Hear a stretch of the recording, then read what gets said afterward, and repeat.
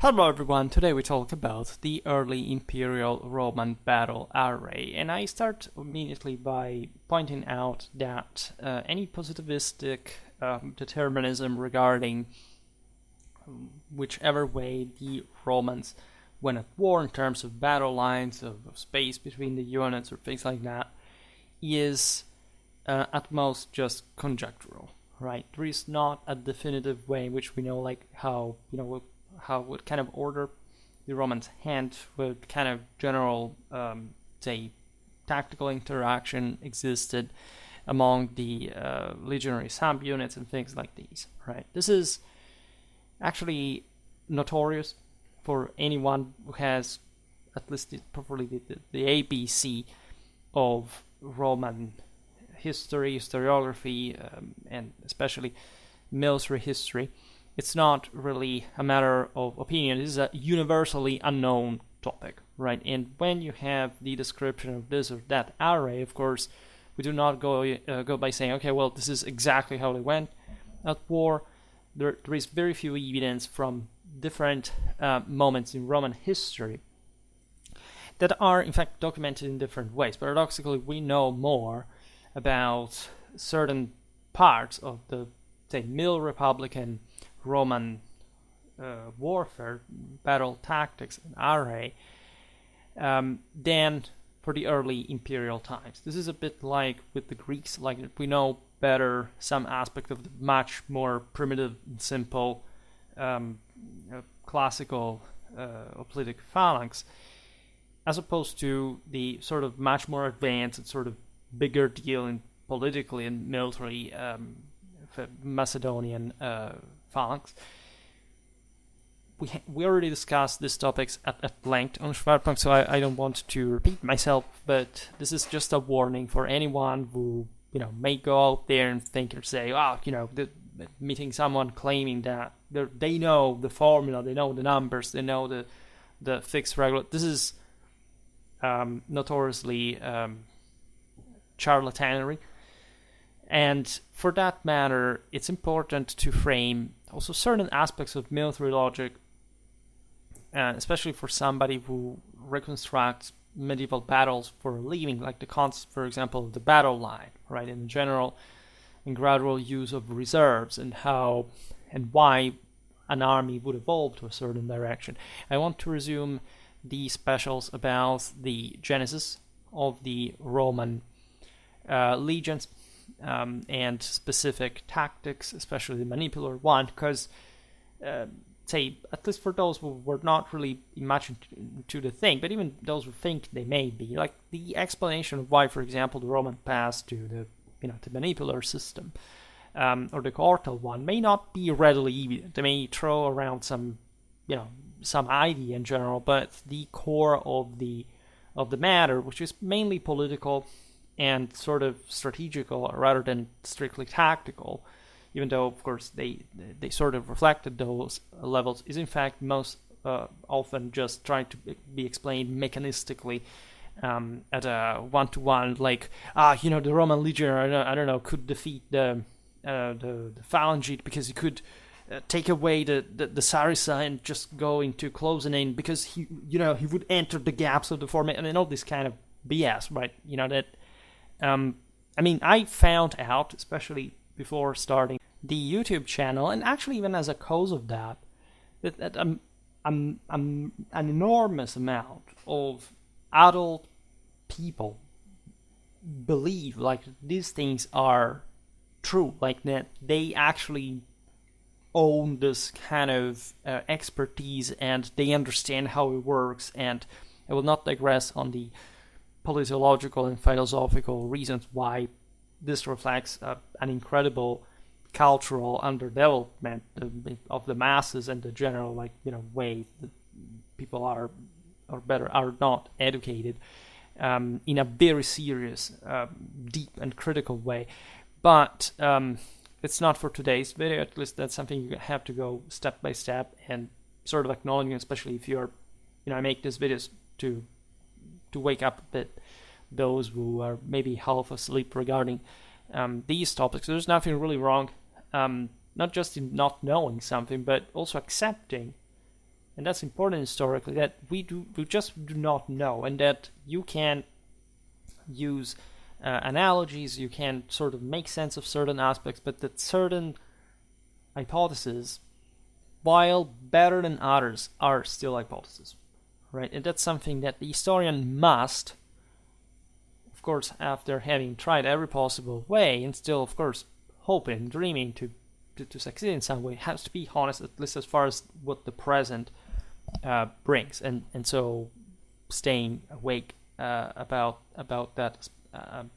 And so the early Imperial Roman army, right? We're talking about the system fundamentally at the peak of power display overall, right? Not necessarily actually the top, say, tactical interaction. After all, the fundamentals of the Roman army were pretty sound and basic. In virtue of Roman superiority, there was technically a few that was needed to be done, right? And this may be just, of course, they knew their deal, but very often during these centuries, the enemies were not, let's say, a matter of tactical sophistication or particularly elaborated stratagems or whatever. That was like a general symmetry even with the enemies, right? It's just like the cohesion, the overall quality of the troops that really makes a difference. It's rather in the late Empire, as we've seen in other videos, that the Romans are to increase the synergy between the various arms compared to before, simply because they were short on resources, so they had to adapt more, and they couldn't simply invest like the same like they had been doing up to that point largely. This doesn't take away, of course, anything from the martial prowess of any people involved, starting, of course, from the Romans themselves. But again, we know as Clausewitzians that war is just a continuation of politics with other means, right? And so it's rather a reflection of the conquered Roman hegemony that had steamrolled practically any other people that was out there, and without especially much chances of qualitative challenge in that circumstance. So let's talk about the array in a broader sense. So once reached and engaged the enemy, and for this, as you know, the Roman legions were tendentially, like for the major engagements, the more strategically relevant, relying throughout the campaign a big deal on their auxiliaries that carried out sort of the dirty jobs for the Roman citizenry that was expected, in fact, to smash the enemy with this concentrated mass in the most consistent, in fact, battles where, in fact, also most enemy forces were concentrated. Reached this point, the Roman army had to predispose itself to battle and deploying pertinently and accurately its forces. So, as I was saying in the beginning, we have literally no idea how this regularly happened, right? We have some information about, for example, the disposition of the troops within the column of march, and so on the basis of that, we know also of different dispositions. I made some videos about that, by the way, and explained already this crucial passage from the column to the battle line that was for every army at the time like the sort of the litmus test of actual capacity and quality, because maintaining the order, passing quickly from column to line, was of course mirroring, like in terms of speed of order, the capacity of this force, the quality of this force. And even though there are some mechanisms that would make sense right? The point is that the general information provided regarding the order of the units within the column or the line are sometimes just not available. Like maybe we have the disposition of the column forces from one author that doesn't care about telling like how they passed eventually into the battle line.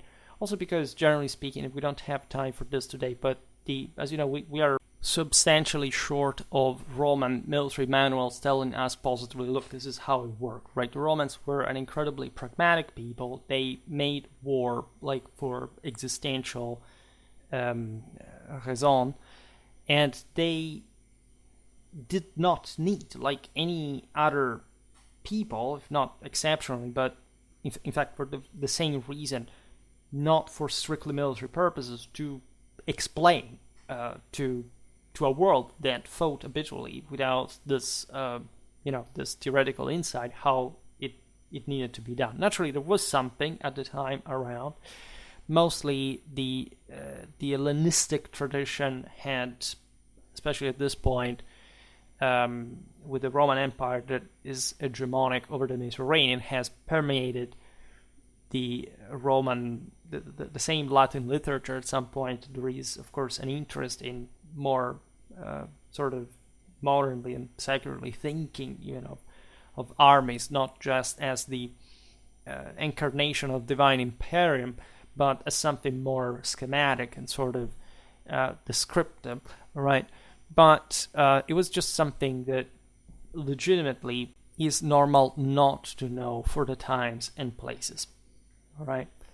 So there is a theory, like a scheme here. I didn't insert it because, again, I don't want to leave people with the impression that, look, Schwerpunkt uploaded that drawing which he explains how the Romans did this. So I will just describe it. Well, imagine a column.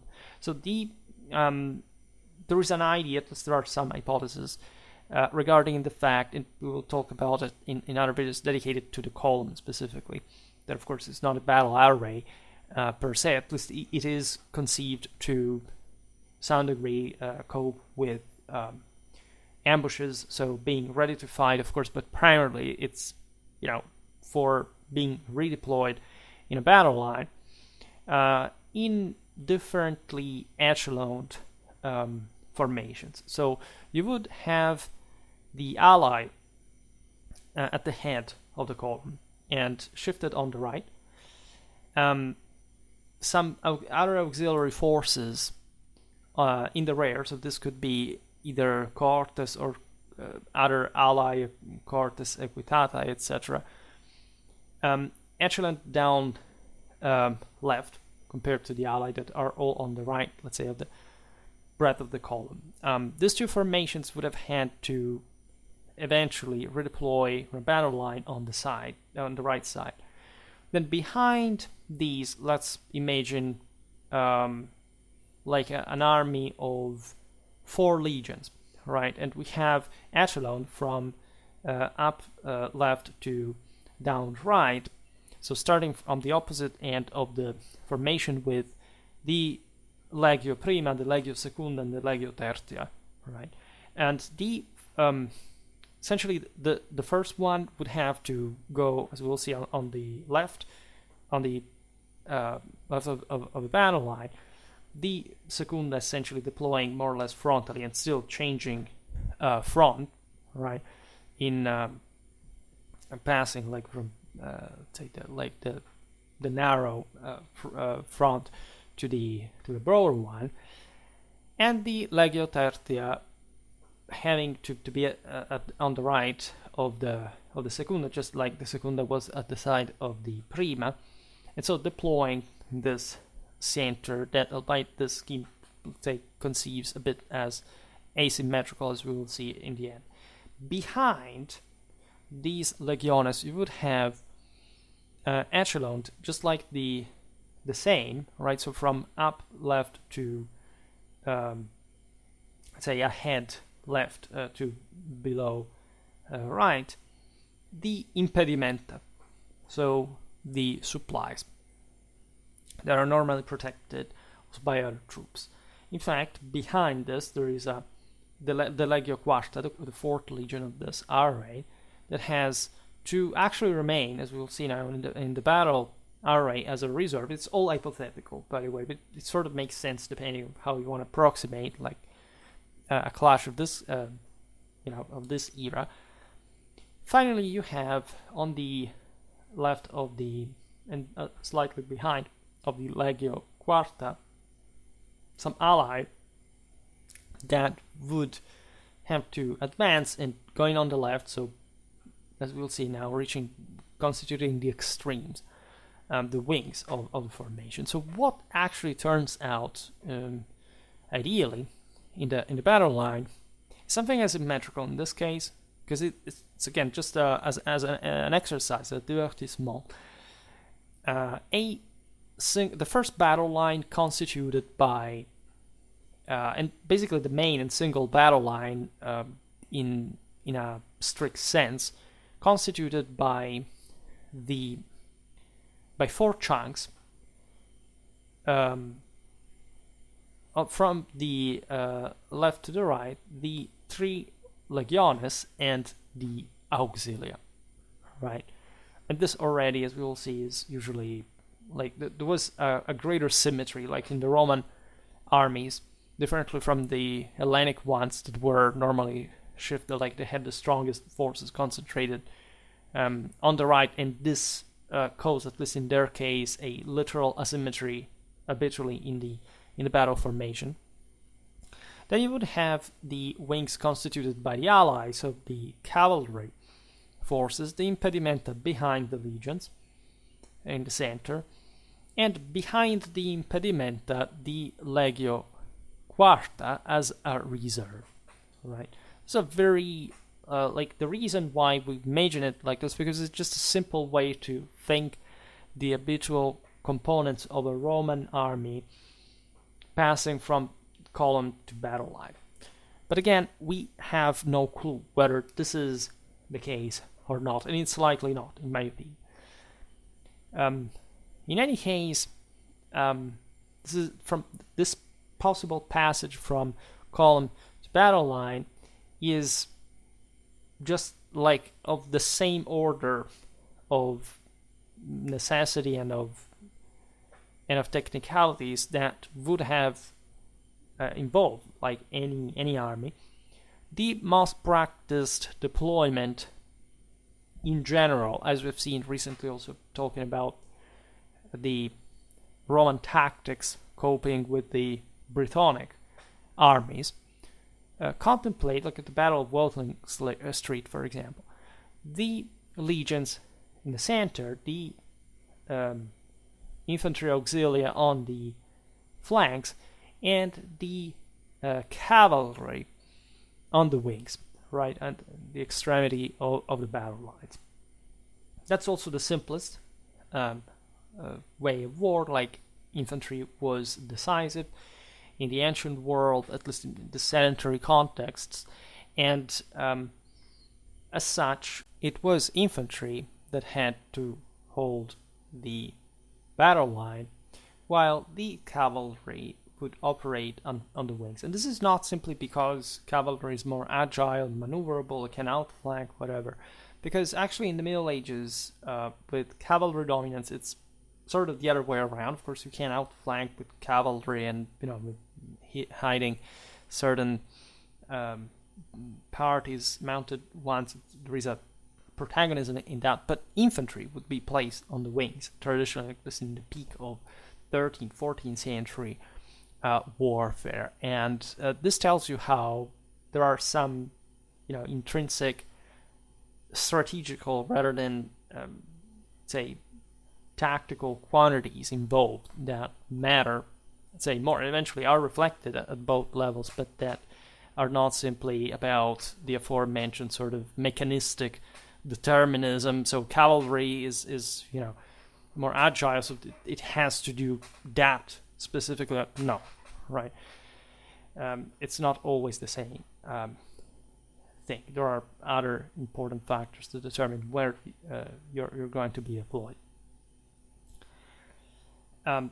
As we noticed before, the ideal Roman development was symmetrical, right? This is true actually for most peoples in Europe. Really, I can't think, other than the Greeks, any other population that had asymmetric arrays. Of course, this could happen depending on who you had. I mean, even if the Romans, for example, had auxiliaries from different parts of the empires, we will see now that also had different tactical specialties. Well, usually for the specialties, the norm was to group soldiers did similar things in the same, let's say, in a bigger unit, especially with the degree of collective training available in early imperial times. Really was sort of easy, but you could have allies, other unexpected forces, so not necessarily things would tend to symmetry, right? Because the Romans were just about this, aggressive.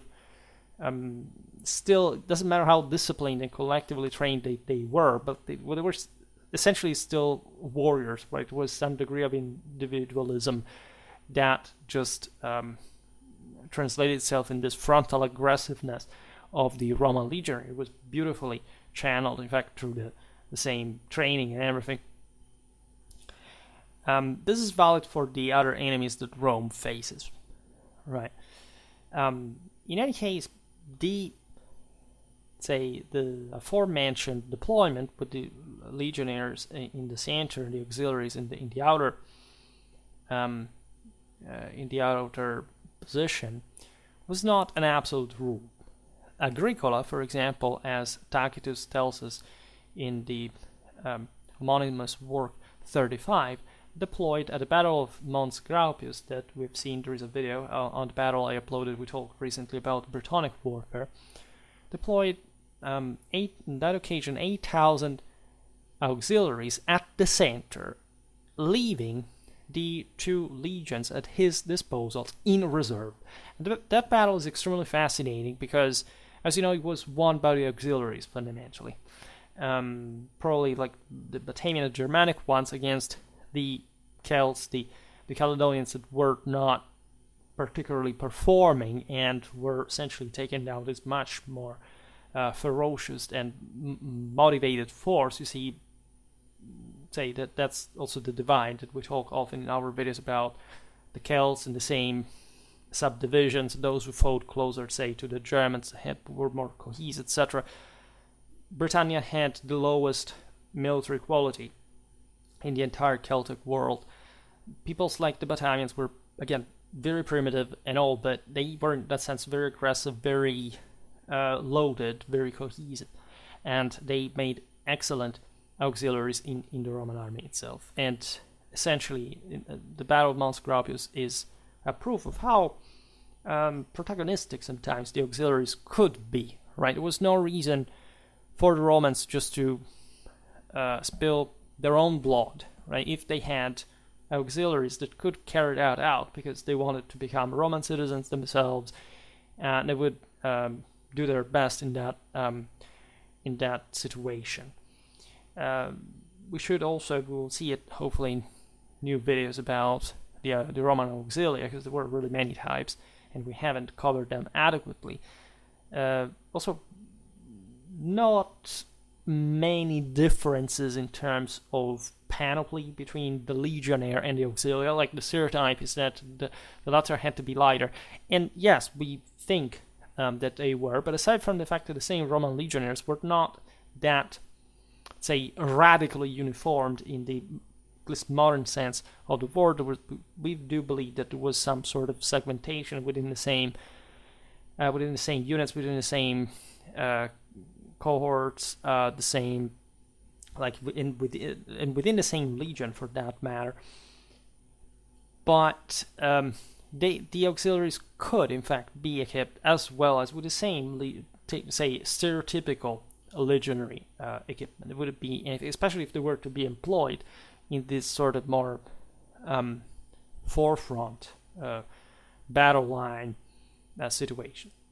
And by the way, in fact, having the auxiliaries in the front is the same thing that, as Tacitus in his Historiae 5:16 tells us, that Cerealis did against the revolting Batavi. I made a video about this people as far as their ships were concerned, because they actually stole some of the Roman Rhine fleet, but they also had their own amphibious capabilities, some sort of surrounding other peoples, the Candinifates, etc. But you can check that video out, and this is fascinating because you have a largely auxilia against other auxilia, and so also a degree by which the Romans trusted their auxiliary forces, even in a context in which some auxiliaries had revolted. But of course, this, as I was saying before, it depended on politics, right? Who is that has gotten there? Who has rebelled? Who is quelling this? So it's in the entire background and circumstance. But this is to say how political circumstances could influence and would regularly influence the Roman array, just per se. Archers and slingers notoriously could be deployed in whichever position, because they did not have a battle order was an open one. They would just flow into this through the gaps between even the same soldiers at some point. This is really typical for these lighter forces, and their point of fact was this speed, this lack of order, but tempesting the enemy in some even very bold actions, but that did not require the maintenance of a battle line. Even though, of course, depending on the type of fire you wanted to carry out, we've seen how archers, for example, were employed by the Romans, normally behind the same infantry during Brythonic charges, for example, to take down the horses of the same. You want to have a line, a volley fire, essentially. The order of that is the gold standard in training. It's a zone fire. It's about the rhythm of these volleys and how many people you can take out in concentrated in a single moment between the two volleys. Chronologically, it may be the same amount of projectiles thrown across the same time and even hitting the same amount of enemies, but if you make this happen, throwing instead everything in one moment, and in fact wiping those guys in the same with the same material, the same physical damage, but concentrating that way, the psychological effect would be much more devastating, and overall the enemy formation is going to be disordered more intensely, and so you can exploit that by charging in, for example. But in fact, given these missile troops' light nature, of course we are told much less about them. It is completely normal, right? These were by default just some of the weaker forces, even politically, because those who could just send archers or slingers from the Roman clients and allies, etc., were generally speaking sending, in fact, the cheaper type of troops, very often because they were sort of weaker polities in the first place, living at the outskirts of civilization. They had more or less just that, and so even their role, their relevance within the Roman army was mirrored, in fact, by their tactical quality, right? Which doesn't mean, of course, that some of these troops were actually quite prized, right? And we have talked about missile troops. We talked about the so-called Levantine archers auxilia that were technically in that stereotypical thing. That guy with the conical helmet must have been a Syrian guy. No, they could have been Dacian. They could have been Iranian. That I'm not going to digress on that, also because I made a video about that. But if you're interested in sort of the types of troops, right, you can find that. Then, of course, we did iconize, in a way, all the types of Roman auxiliaries, when actually these kind of troops had always been existing for any army around, right? So That's not to say they're not fascinating, they haven't been studied, but say when we think about the Roman army, let's not stop to the fact that it was the Roman army. Let's see it in the historical context that it came to be the way it was. Let's especially appreciate, in fact, what was the motivating factor behind these forces, as opposed to legionaries and auxiliaries alike, as opposed to, simply structuralize and sort of in a modernistic way this thing suspended in a vacuum, right, and not testing the true political and strategic essence of these formations. Speaking of cavalry, this was generally, as we've seen, placed on the wings, because again it was not the decisive force that had to hold the battle line, and it could avail itself of the greater mobility in combat, pretty much like all Roman enemies fought in the same way. I mean, also those who had a cavalry bias tended to have the heavier one in the center and the rest on the wings.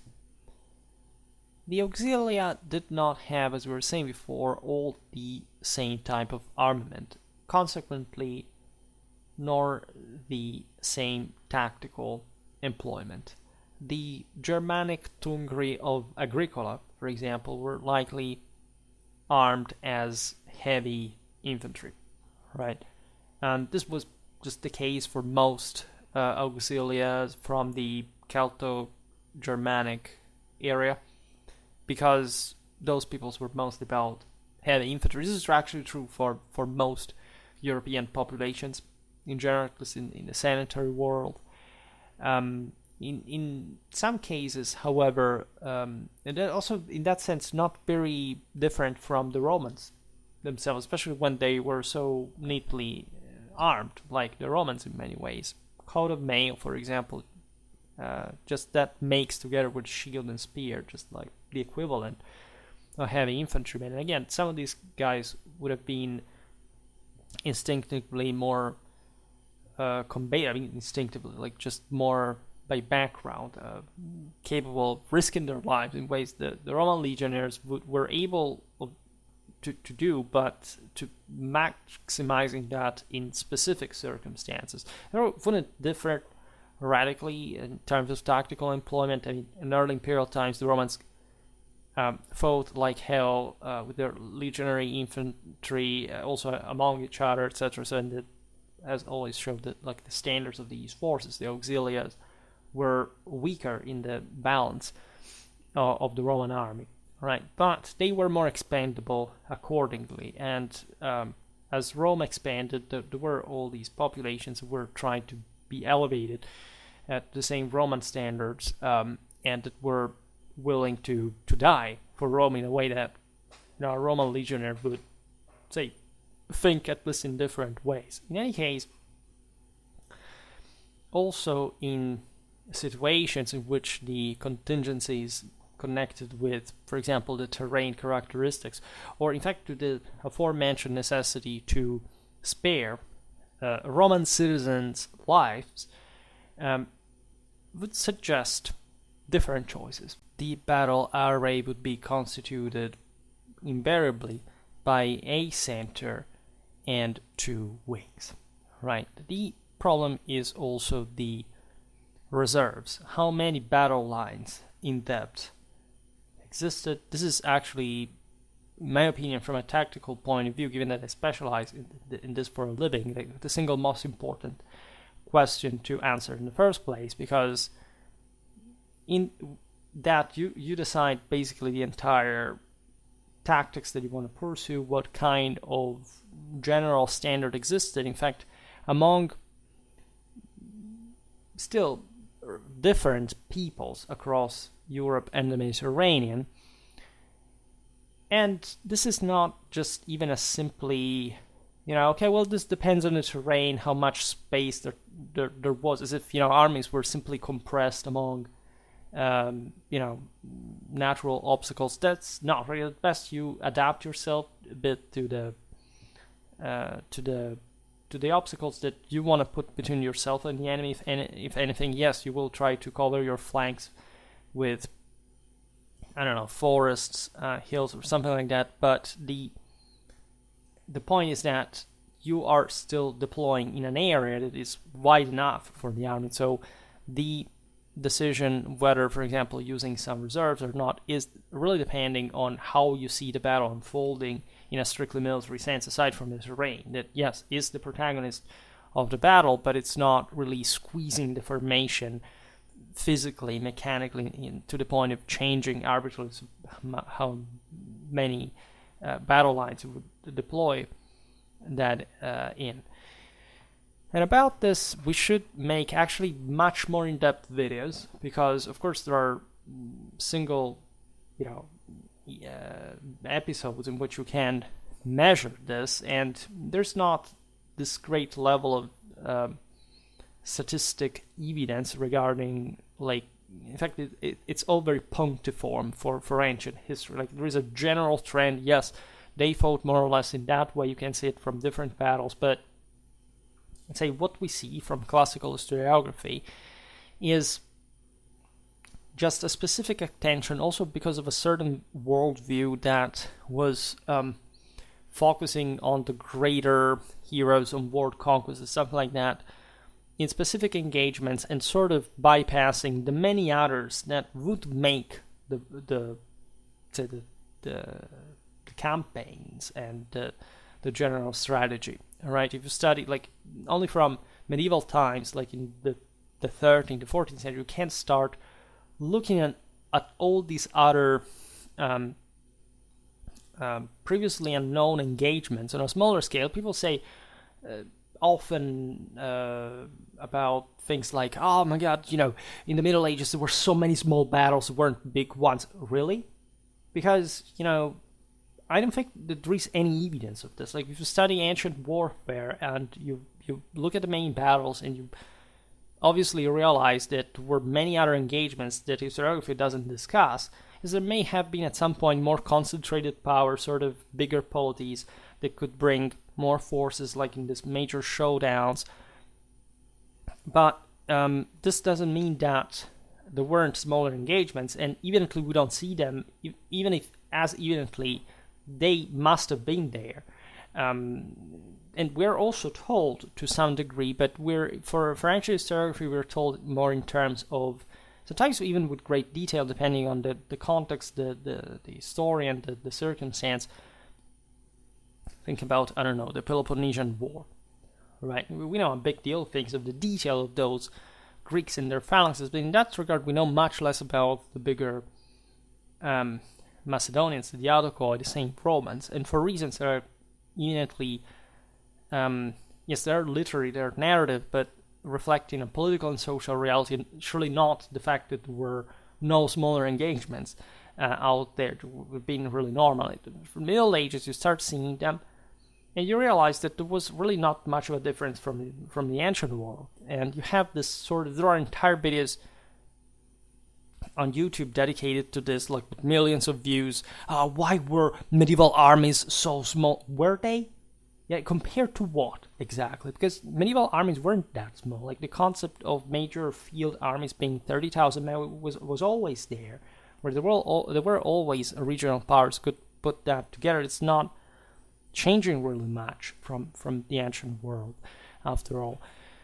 But people have these issues. But I was starting from the point that we often know, for this very reason, much less about the typical engagement, to be aware of, for example, the amount of battle lines in depth, right? From the medieval experience, the idea is that the smaller the army, the less the number of battle lines, consequently also the depth of the formation, and because of the necessity of essentially handling major, say, larger bodies of troops at the same time, also at a certain distance and whatever.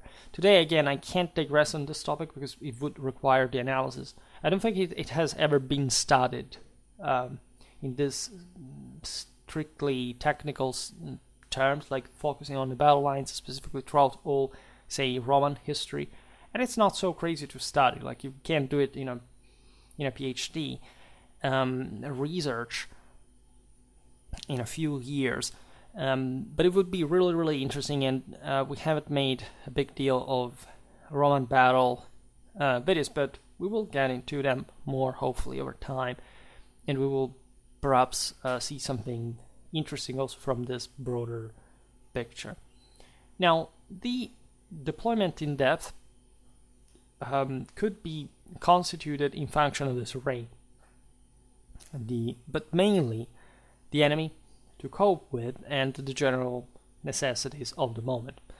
Actually, the strategical principle behind the deployment in depth is the gradual use of reserves, the fact essentially that you can hopefully cover the entire front line with enough troops by still having some reserves that can occur when, say, the first line is exhausted or broken, and you have this fresh force to send into an enemy that is also spent fundamentally after the engagement, because that's what it is. Yes, there are battle lines that are very, very good, and the Roman legionary infantry surely counted among them, but in a more general principle, like if there was a general equivalence also between the enemies, you would have essentially taken over like a spent enemy easily. In the Battle of Idistaviso against the Germans of Arminius, Germanicus deployed his forces in the following way. This is from Tacitus Annales 2:16. Quote, to the vanguard, the Gallo-Germanic auxiliaries, immediately after the foot archers, behind them 4 legions, and Caesar, this is Germanicus, with 2 Praetorian cohorts and picked the elite cavalry, essentially. Then the other 4 legions, light infantry, the horse archers, and the other allied cohorts. All right. So this is a very interesting deployment because it is very much in depth. And from what we have seen about early Germanic warfare, that hopefully I made a presentation on it, like the general introduction then, and also the Roman tactics employed to cope with it, and we'll hopefully come back a bit more on either single battles, single units, etc. Were very tough in infantry, right? The Germans fought, they didn't have much of a cavalry development compared to other peoples, right? They had cavalry notoriously, and also as a very important part of their mythology, just like for the Romans, but they fit the broader, in fact, European average of like just heavy infantry. And in their case, again, since they were not particularly stratified, they had, generally speaking, few cavalry in the first place. And the Germanic charges, as you know, were pretty impressive. The Romans had dealt with them successfully, but they required, in this sense, an in-depth formation, because they feared that if one line had been broken and there hadn't been too many reserves, like this, charges could simply outflank the formation and causing a defeat. Right? The Germans were not particularly eager to just meet the Romans in open ground. In fact, in all these engagements, more or less, they tried to fight with some protection, also behind some fortifications, trenches, ditches, things like that, fell tree logs or something like that. So on a terrain they can disperse behind, and that is fundamentally like showing their strategic inferiority in as much as they would maintain a staunch defense, right? At which they were also good. The Germans were praised by the sources stereotypically, because differently, as stereotypically from the Celts, would just concentrate everything into a charge, but eventually break. When they failed the charge, they sort of tried to withdraw in good order, like pulling back the wounded and maintaining formation. naturally, the Celts and the Germans fought in similar ways, but the idea is that the Germans had, in fact, a higher military quality, and they were able to maintain more closely formation, also because it's not much about the charge, but for the infantry, the fighting that ensues. Right, cavalry can only attack; it can engage with cavalry in melee, etc. But fundamentally, that's all it can do. Like infantry steamrolls while it's engaged in melee.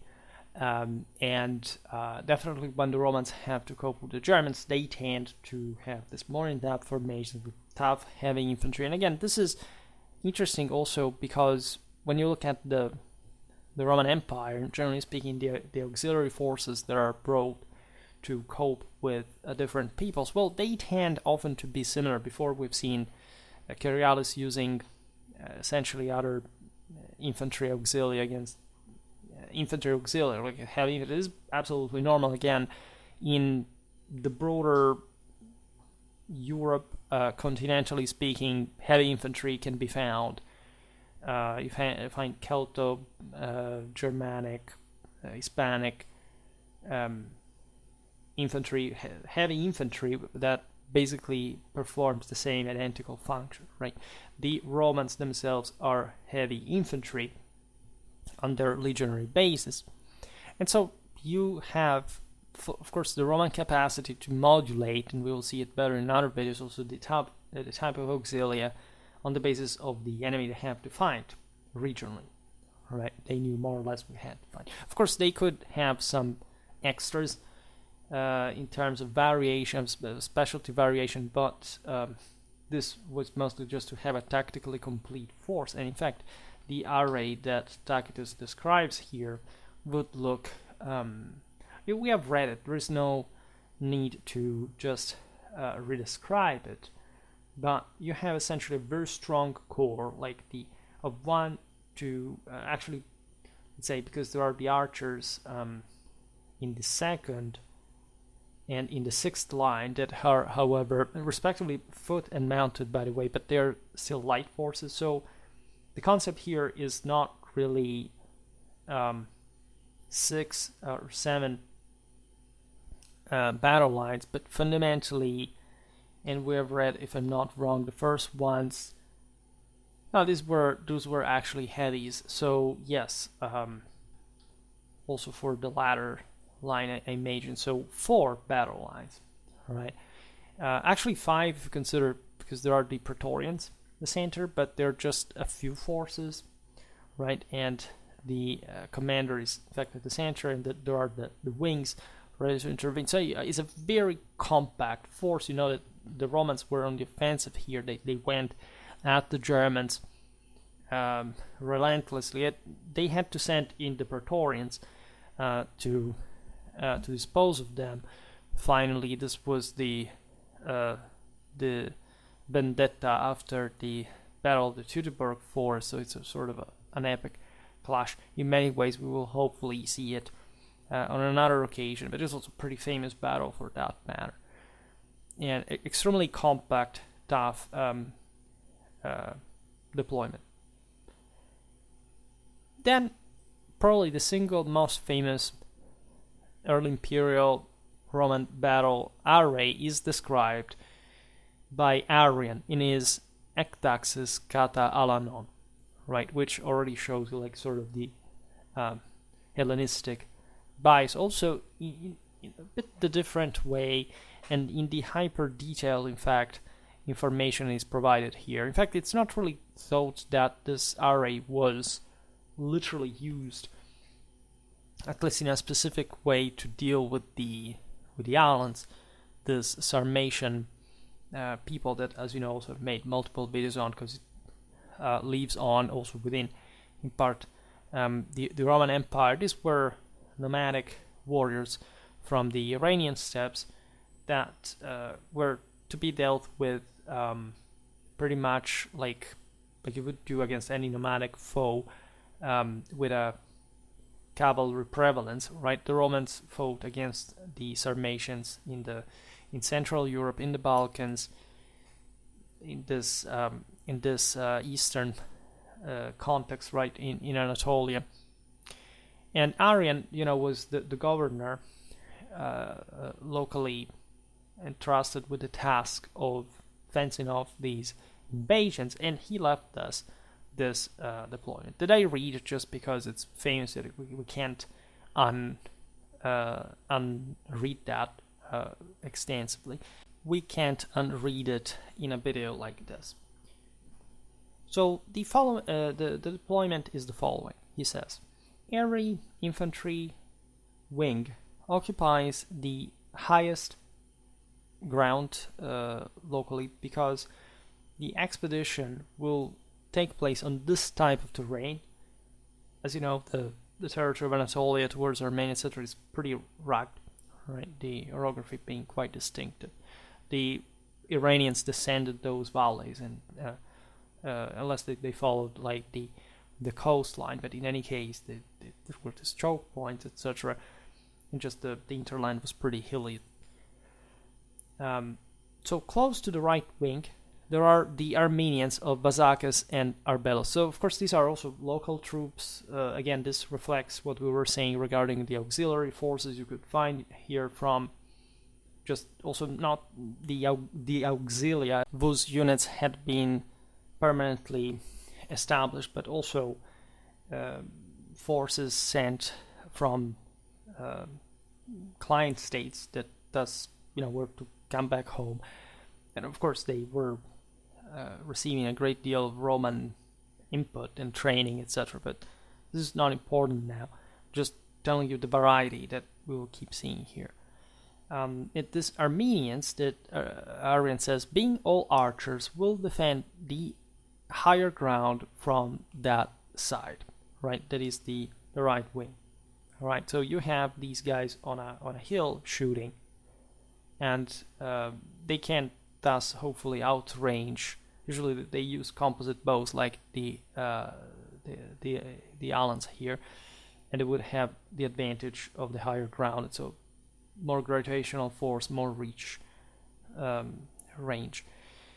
In front of these, the infantry of the Italic cohort is deployed. Pulker, who leads the Italic cohort, commands everybody. Also Bazakis and Arbelos with their infantries and cavalries. This is interesting because these were Armenian forces, Armenian auxiliaries next to the Italic cohort, and they were both mounted and on foot. On the left, on the most extreme part, are the allies of Armenia Minor, the light infantry of Trapezes, and the lancer of the Ritsias. In front of them are deployed 200 Aplani and 100 Cyrenaians, in such way that the heavy infantry will constitute a bulwark in front of the javelin throwers that throw their projectiles above them from a more elevated position. So again, here you have heavy infantry that has, again, some missile troops nearby on an elevated ground. By the way, at such a close range to, of course, outrange the distance of the same infantry hitting the enemy in front of them without hopefully getting, inflicting too much friendly fire. So there is a very sort of calculated sense of the distances of the deployments, etc. At the center, the infantry of the 15th Legion holds the entire right flank, extending well behind the half of the same, given that its men are much more numerous.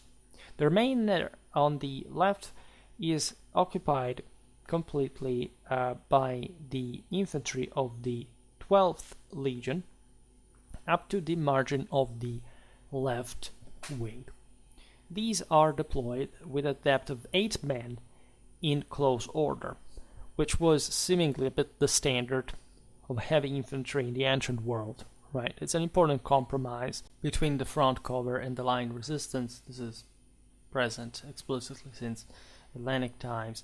But anyhow, then Arrian goes on and says the first 4 ranks are armed with pilum, or the Roman heavy javelin, with the long and thin iron tip. This was particularly effective against the Sarmatian heavy cavalry, and also other opponents, of course, the Parthian cataphracts, right, as well. The Sarmatians had cataphracts themselves. The first rank holds the pilum in front of them as defense. This is an overlooked function of the pilum as a heavy javelin that may be used also as a spear. In fact, Arrian says in the way that if the enemy comes close, the iron blade will be stuck in the chest of their horse. So there was this function as well, and even though again the heavy javelin was something that the Romans had perfection to the certain specific standards that were all a calculation of the type of pilum, a heavier one and a lighter one for respectively like closer, longer range, for the perfect performance of a charge rather than a defense. But of course it's just a pointed stick as well, and so you can use it as a spear. After all, the heavy javelin does evolve from a throwing spear. I mean, what's the difference exactly between a javelin and a spear conceptually, right? You can throw everything if you want, as you can fight, pierce with anything if you want. It has a point. In any case, we will also make other videos on the pila. I think never made one about them, as well as other types of weapons. It's very important. Now, the men of the 2nd, 3rd, and 4th rank, so the remainder equipped with the pila, would throw the ladder wherever they can, so to wound the horses and trespass the cavalrymen. The pila stuck in a shield or in a cuirass bent due to the softness of the iron tip, and they leave the cavalrymen without defense. This is it. Like, it's not much about the just like this mechanism, but also the fact that the Romans had actually the strongest missile power out there, right? For example, people say, well, why wouldn't the Romans use more archers, like in their historical warfare, like in Italy, whatever? Because you see, you do not need archers or slingers or javeliners to be effective. You just may have this heavy javelins with which you equip the heavy infantry, and that is a much more impactingly smashing power that anything can be, like just arrows, right? So you have to kind of close range for that, but the absolute, like in the way these armies would normally engage one another, that's actually a far superior amount of firepower, right? And it's actually the concentration of the same at close range against, in this case, this heavy cavalry that will literally saturate, like even the surface. Like, it's being calculated that with an effective charge, the Romans would impact the enemy after having successfully stuck one pilum for every 10 square centimeters of shield, body, whatever, right? So, that's utterly insane. It means you knock out the enemy first ranks before they have even engaged the legionaries. So it's really like the enemy would skirmish as well. So this is all counterbalanced symmetrically, but it's also a matter of really how trained like a formation is in order to perform this collectively and successfully. And the Romans were a bit famous for that, and of course also cavalry. Even the shock step one, was not decisive against this infantry. They would try to. It was all about combined arms tactics, right? The archers softening up the enemy lines, obliging them to open, hopefully to avoid fire. Then the cataphracts closing in, and the enemy having to close again, and then the archers this faint flights, things like this.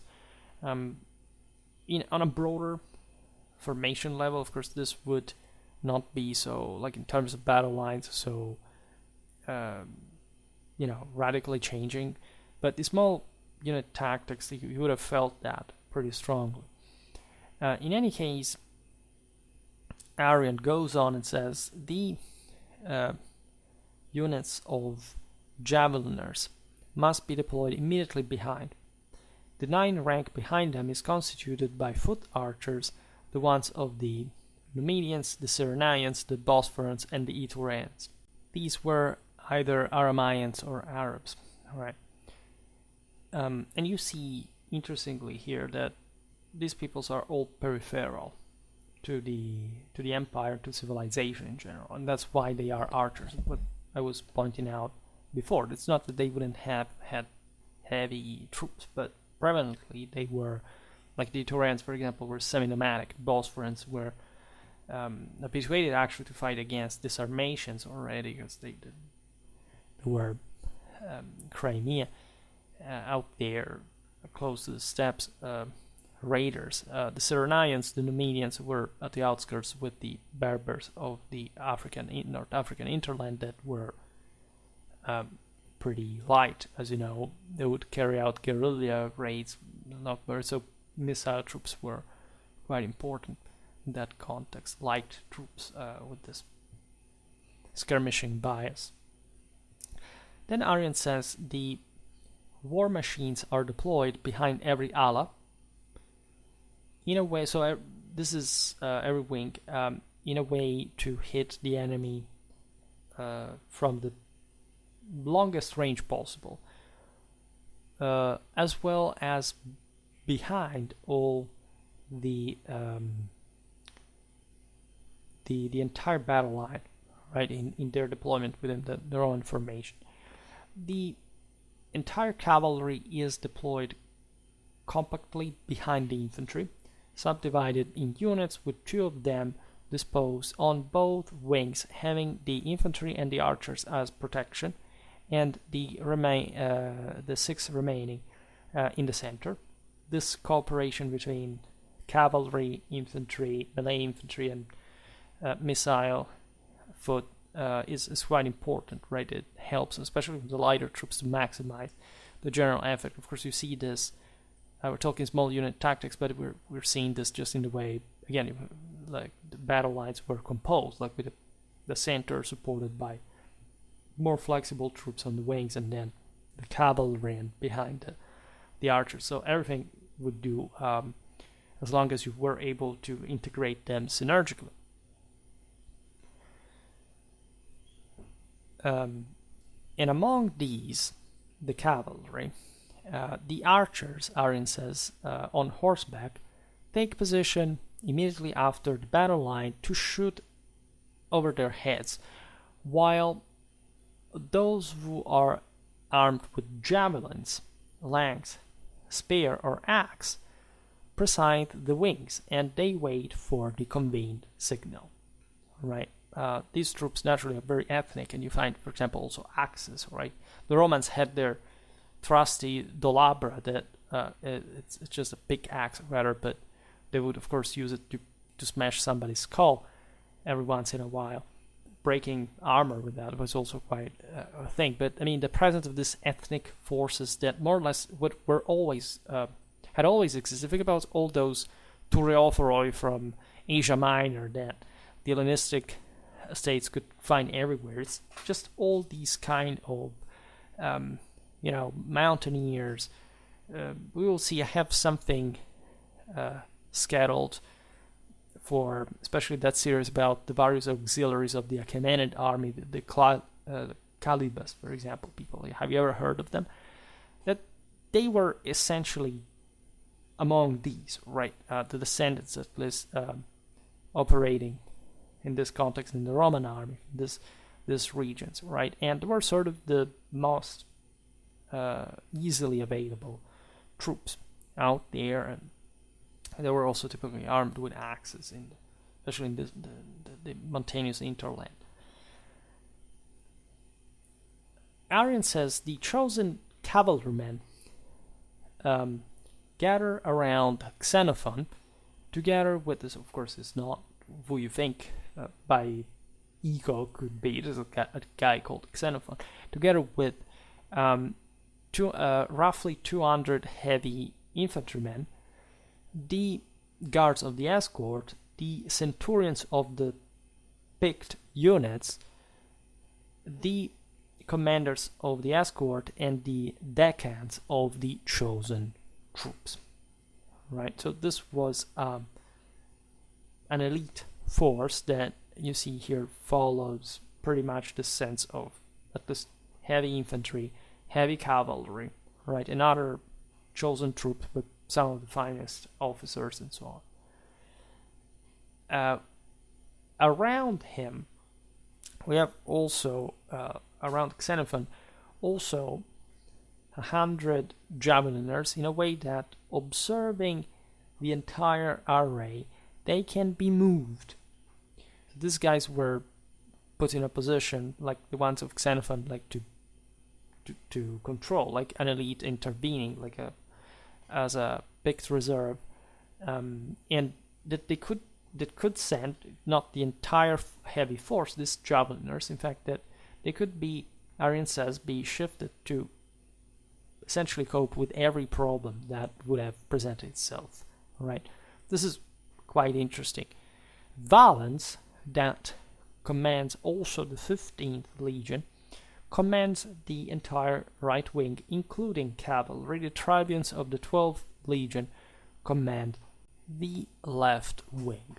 Right? So yeah, this is a very famous array, most famous actually of early imperial times for the Romans. You understand the general principle behind all this, say, minute details that are not so minute, telling the truth. They illustrate what was sort of the basic tactical interaction of these units arrayed in this way. We will make other videos explaining a bit better how Arrian's array against the Alans is sort of, not just the only way, of course, the Romans would cope with the Alans, but why this was written, why, of course, it does have a specific functionality, etc. In any case, the deployment doesn't seem to have happened on a single line, right? The Romans did say, this depends on the depth of the lines as well, but they generally tended to deploy on at least 2 lines, right? Sometimes you had very stretched out lines that are incredibly thin in that regard. It's even a couple of lines sometimes could be as deep as 3 if these were particularly distributed on a wide front, right? And in the case of heavy numerical inferiority compared to the enemy, which in the case of the Romans was a rather frequent one, the preference was entrusting the cover of the flanks to obstacles, mostly natural ones like rivers, hills, as we've seen just also in Arrian forests. There could be also fortified entrenchments. This was preferred even to, rather than renouncing to a more articulated deployment. Tacitus in the Annales 1437 tells us this. This is really important. It was better to be out there against a larger force but deploying fully than renouncing to that mobility, right? Because it was essentially combined arms tactics that made the deal, right? And the Romans were quite confident most of the time about their capacity to hold against numerically superior foes, which happened. Again, it's also a matter of quality, and that's what we're pointing out here. Collective training brought, say, to a much greater control of the entire system, so that you could intervene against an enemy that had even maybe broken into a sector of the line, and could and would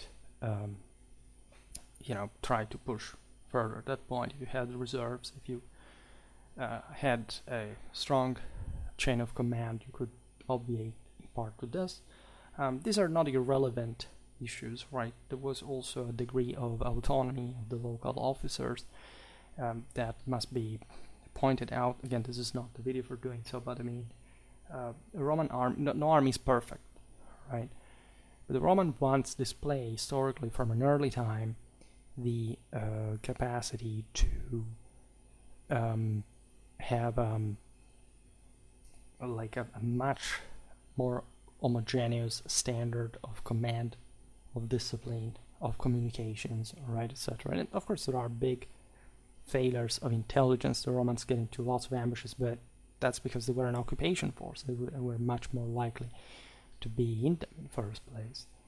And in general, the deployment of the cohorts within a single legion entailed the, say, usual, like we do not know, tell the truth, but this is the impression we have from some hints, that the first cohort would be placed in the first line on the right wing, and the best cohorts on the wings and the center. The sense of this, of course, is that you must have the strongest men ahead and in a position where they can command fundamentally in a way that can just solve the problems ahead, rather than having to cope with disorder, with other units breaking. This is like the general principle we were pointing out before. Yes, reserves were important, but if you managed to hold the first line, that was composed by troops who were conceived just to have that level of toughness, right, in training to cope with, and getting more experience against the full brunt of the enemy attack, then you could absolutely say claim to have high military standards and to be able to safeguard that both tactically and in a broader military sense, because of all the expertise, the experience, and so on. We do not know, however, how the cohorts were actually deployed. All right, we have this idea that essentially imagine two lines. It's again, we do not know, but it may have been like this, or there are not too many options after all. The first cohort on the ahead on the right, then 2, 3, 4, 5 in order up to the left, and then on the second line, the 6th, the 7th, the 8th, the 9th, the 10th cohort. We do not know how they were. Also, there is all this issue, how the checkerboard formation, the spaces, whatever. That's completely speculative. Nobody knows that, notoriously. And actually, there is not much of a great benefit even to think that these units could not form a homogeneous, like an homogeneous depth, especially because it's not much about the space between the sides. Every unit has is distance from another by some space. It could be even as large as the same unit, right? The enemy entering that doesn't offer him any advantage whatsoever, because he loses the maneuverability in there. If he wants to attack, he has to break the formation at that point. So it's not a risk, right? The chances of an enemy getting in is an entire section of the line collapses, which is a completely different thing from the spaces between units that had notoriously never anything to do with any sort of tactical advantage or disadvantage. The ways they would distance each other, we do not know either. They could be, again, a few meters or maybe the entire width of the unit. The point is that some said that these units were also, like, even not necessarily like in a checkerboard formation, alternated in depth, but maybe, I don't know, one cohort having another cohort, let's say, a half of the depth as a deployment height, then and then the other at your own same level, following, alternating that way. This is also even less proven whatsoever, because the idea is that these units would give punches to the enemy formation, alternating. Where's the evidence of this? And where's also the kind of like point in it if these guys are just fighting frontally, right? There may have been a way to do this if the enemy was disordering in a particular moment, if you want to make a particular economy of resources, but it's contingent. It's not happening like on a regular basis. At least we do not have any evidence of that. We have no reason to see it. We do not see it really for other units as well. I mean, we do know that battle lines did fight with, say, one section that took the lead, for example, the first cohort, and then maybe others would follow. So it was heterogeneous. But the way it would happen was mostly connected with the situation in that section of the line. That's logical to think. A coordination of all these doing it. Why? Right? At best, it would have been okay to attack all together, because you are just bringing all the mass in, or maybe, yes, you're testing with one unit or another the section of the enemy line. That's true. But this does not entail that you have to be deployed in that way. Pre-order. This is one of the most common misconceptions, also because units weren't that flexible on the field. Right. Yet, don't think that they would do this back and forth habitually, if not as a single battle line engaging, or yes, maybe these sections, but you can do it only a good amount of time, after which the formation begins to be disordered, you start taking losses, you can't quite do it in a concerted way with this homogeneity and predisposition about what is going on. It's just not going to happen, right? You're not able to even calculate that. And it's not that important. When you read the battle accounts, notoriously the majority of the action revolves, let's say, around the single battle lines and or the wings, right? Nobody says, yes, we do know these heavy infantries were acting as an anvil, and they were doing actually most of the work, and we are not told, as we were saying in the beginning, because of many reasons that wouldn't make this big news, right? But the battles are explained also throughout military history, mostly that way.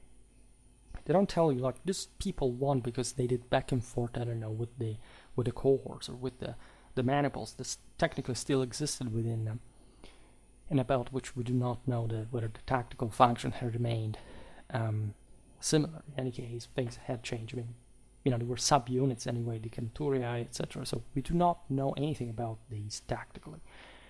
If not for some info, of course, generally speaking, considering their composition, but not in relation to one another.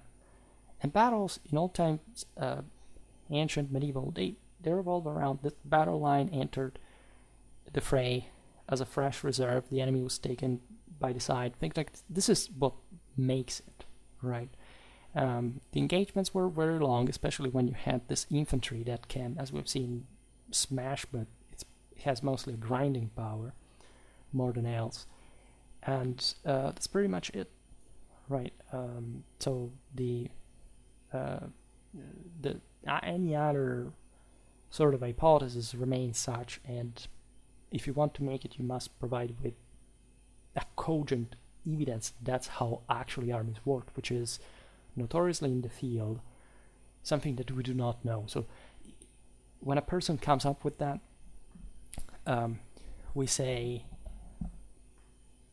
just what the hell, we immediately understand this person doesn't know what he's talking about in a broader military sense. Like the most common approach is, again, the guy in his early 20s that studies these battles for the first time start making some, even if he does it well, which is not necessarily the case, and basically started saying, I've heard here that this is an hypothesis, they could fight with the maniples, the cores fight like that.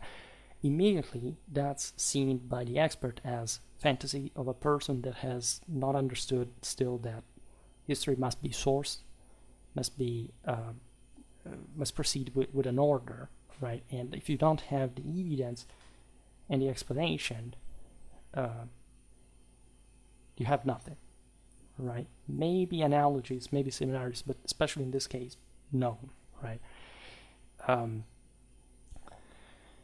We do know, of course, that the distances, as we were saying before, between the single units had to be of a certain importance, at least for allowing certain lighter troops to run across them.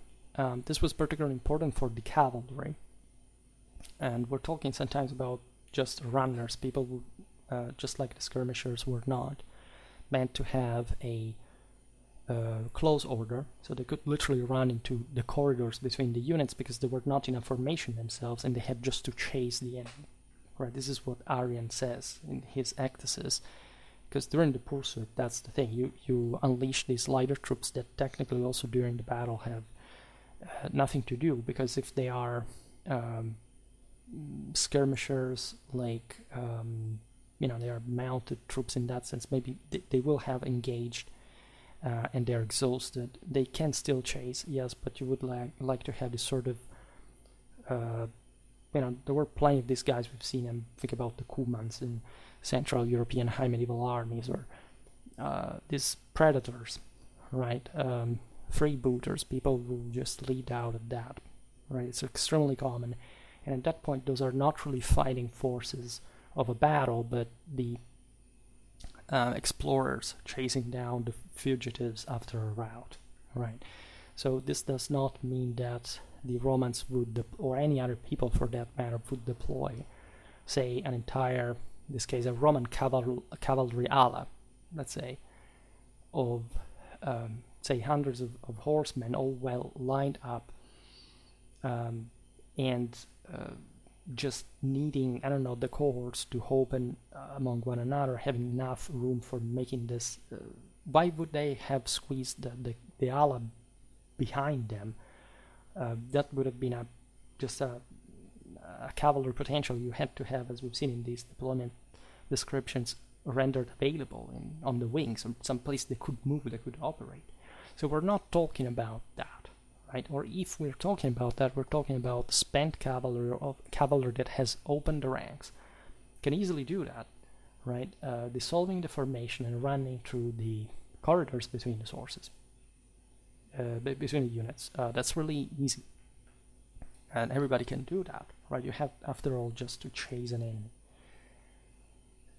and of course, during combat, especially when an enemy army broke, you would have like importantly concentrated amount of troops that you wanted to run over with cavalry units that were still in a sort of formation, so to homogeneously cut down as many as you could, especially when they were funneled particular terrains, close terrains or something like that. But overall, at that point, the enemy is broken, like he is annihilated in a mental before than a physical sense. So you can't chase them down, you can't cut them down.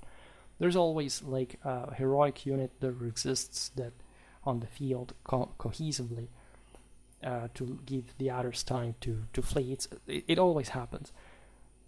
But the entirety of it is going to be chased and cut down right when it's broken, and that's the point of this entire system, and that's also how armies are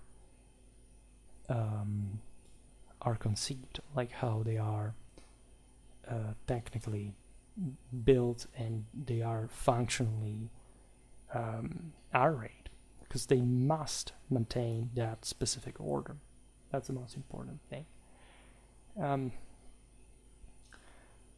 so one thing that we know in our chronological spectrum is that the individual distances in the tactical deployment within the cohorts and the single centuries wouldn't be particularly different from the ones practiced by Marius onwards, even though the guy didn't really change anything as far as that, because armies always change by themselves, and the reforms are just the Marian one was just a sensual one, right? Things came by themselves. And I would add probably the distances, the order, etc., wouldn't differ across most of Roman military history. Like, they're probably not even much from the one of their enemies. Yes, there were differences, but again, unfortunately, we're not so well documented at this point in history, not even about the other peoples, despite, of course, the Romans describe plenty of this stuff. But say, while Greek would have described also for the Romans as sort of more geometric patterns, so more technical stuff, the Romans were much more about moral aspects, the general sense of aggression and the hero and this kind of stuff, rather than describing, say, how were the Celts or the Germans arrayed. They didn't care about that, right? We just realize it from certain specific information, hint, but it's not part of a structured Roman interest in that. It just comes up from the history, because of course they had to describe the battle in some ways, and we've seen actually today's deployments that certain Big Tacitus, that's a pretty Roman-minded guy, definitely also in a spiritual sense. You immediately understand it when you read these battles. They're all about the Holy Ghost in them. That's it. Tacitus is as simple as that. But simple. It's just a masterpiece for that matter. And that's really what matters the most in a military historical sense. But if you are obsessed wargamistically about distances, things, as you shouldn't, by the way, and you should listen what in fact these historians really said, you would really understand more. And the thing is fundamentally this: like, these are concepts that I expressed also in other videos about Roman warfare. They're, in my opinion, particularly important just from a methodological point of view. It's interesting to read the descriptions, the passages, but in many ways, I think that also military history, whenever studying this stuff, fixated a bit too much about the technical aspects. Like, it's just from, say, from the 1970s, roughly, we have this obsession for materialistic determinism in literally everything. And warfare is primarily a clash between moral forces, right? And that influence one another, by the way. So it's literally the worst way you could read these things. You must, of course, know which are the measures given by which authors, etc., but just to contextualize them, not to throw them like, okay, this is basically what the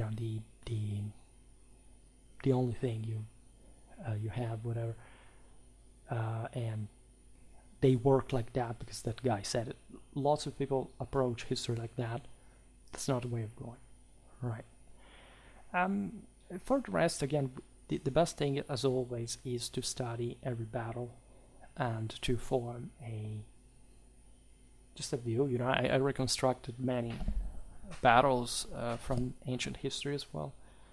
I work mostly, again, with the medieval ones, but again, the ancient ones are a bit more sparse in relation to the context of how these armies were evolving over time.